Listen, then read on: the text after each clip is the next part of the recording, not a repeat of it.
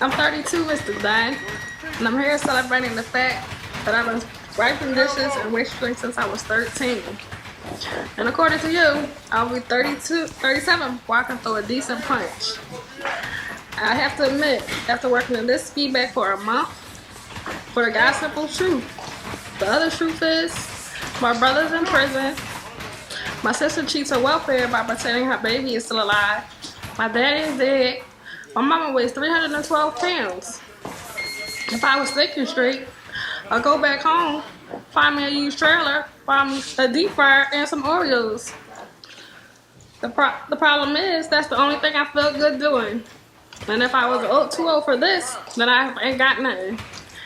And that's enough truth to suit you.